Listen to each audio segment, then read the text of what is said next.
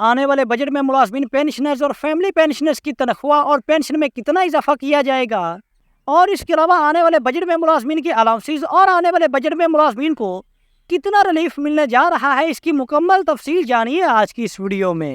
مجھے یہ بتائیے کہ یہ جو ٹیکسیشن کا سسٹم ہے، ہم کافی بات کر رہے ہیں اور اس کے اوپر اکثر بات کی جاتی ہے، اس کا ریلیف سے ابھی کوئی تعلق بن سکتا ہے؟ بجٹ بھی آنے والا ہے، کافی قریب ہے، آپ سمجھتے ہیں سیلریڈ کلاس کو کس طرح کا ریلیف دیا جا سکے گا؟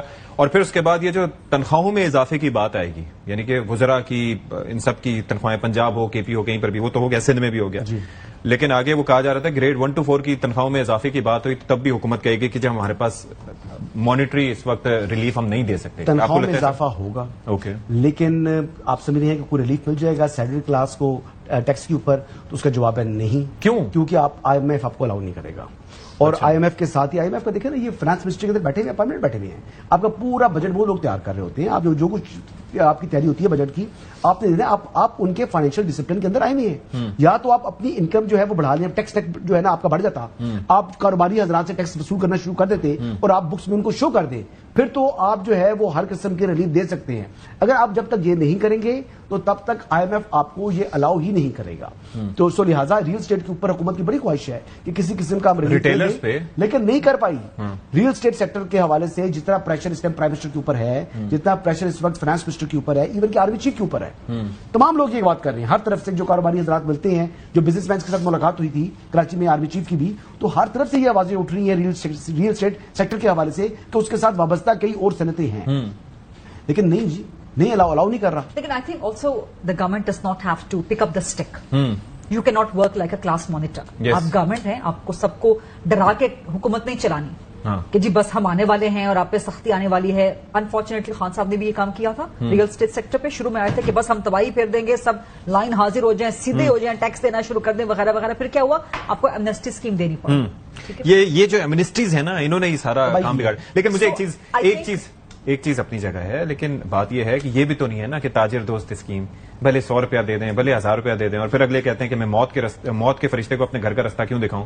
تو یہ بھی تو نہیں ہے نا۔ things are not that simple. اتنی ہم اوور سمپلیفائی نہ کریں اس کو۔ چیزیں آپ کی اکانومی میں بہت روٹن ہے، آپ کا جو کنڈکٹ ہے نا، جو اکنامک کنڈکٹ آپ کا انڈیویجول بھی اور آپ کا کلیکٹو بھی، نیشنل بھی، وہ بڑا آپ کا بہت روٹن ہو چکا ہے۔ اس کو ٹھیک کرتے کرتے ٹائم لگے گا۔ آپ کو لوگوں کو پیار محبت کے ساتھ چلا کے آہستہ آہستہ تھوڑی سختی کریں، تھوڑی سختی کریں۔ زکات دیں گے، ٹیکس دیں گے، قربانی دیکھیں، جانور بھی آئیں گے نا، 20 لاکھ کا جانور جو ہے نا لوگ خرید رہے ہیں۔ میں کم بتا رہا ہوں کہ اس حد تک بھی لوگ لیتے ہیں۔ لیکن مجھے ایک چیز بتائیے، جب دوسرا کام آئے گا ٹیکس دینے کے اوپر تو 5000 روپے اس کے اندر پھر ٹرسٹ ڈیفیسٹ بھی تو ہے نا گورنمنٹ کے اوپر۔ مثال کے طور پر کوئی شخص کراچی میں رہتا ہے اور کراچی کی حالت زار دیکھتا ہے، اور وہ یہ دیکھتا ہے کہ ٹیکس کے نظام سے، اور خاص طور پر ڈسکرپنسیز کتنی ہیں، خرد برد کتنی ہے، پیسہ نہیں لگ رہا، سڑکوں کی حالت زار کیا ہے، لوٹ مار کتنی ہے، لا اینڈ آرڈر کی سچویشن کس حد تک ہے، تو وہاں پر پھر لوگوں کو یہ بھی تو کوشچن اٹھاتے ہیں کہ بیرون ملک لوگ دیتے ہیں ٹیکس، لیکن وہاں پر ٹیکس ان کو لگتا ہوا دکھائی بھی دیتا ہے۔ بالکل درست ہے، 100%۔ دیکھیں، ایک تو ریڈ ٹیپ بہت زیادہ ہے، بیوروکریسی کام کو روک دیتی ہے۔ اب ایس آئی ایف سی پہ آپ تنقید تو کر سکتے ہیں، ٹھیک ہے، لیکن وہ بنانے کی ضرورت کیوں پیش آ رہی ہے؟ یہ بھی تو دیکھیں نا، ہر دور کے اندر کہا جاتا ہے جی ون ونڈو ہم کر رہے ہیں، اس میں کسی اور ادارے سے لوگوں کو بٹھایا جاتا ہے تاکہ کام جلدی ہو، تو یہاں پہ بیوروکریسی ہر جگہ پہ آپ کا کام روک دیتی ہے۔ آپ بلوچستان کی بات کرتے ہیں، وہاں پہ ڈیولپمنٹ کی بات کرتے ہیں، اور اس کو ہم پسماندہ صوبہ بھی کہتے ہیں، اسلام آباد میں جو بھی رہتا ہے۔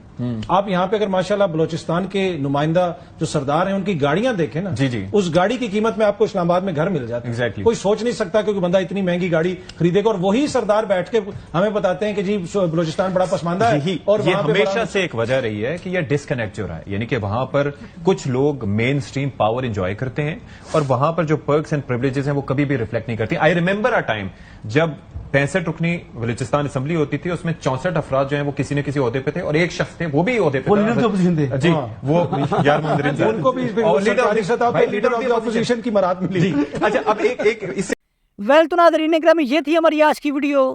اب دیکھتے ہیں کہ آنے والے بجٹ میں ملازمین اور پینشنرز کو کتنا اضافہ دیا جاتا ہے، اور آنے والے بجٹ میں ملازمین کو کتنا ریلیف ملتا ہے۔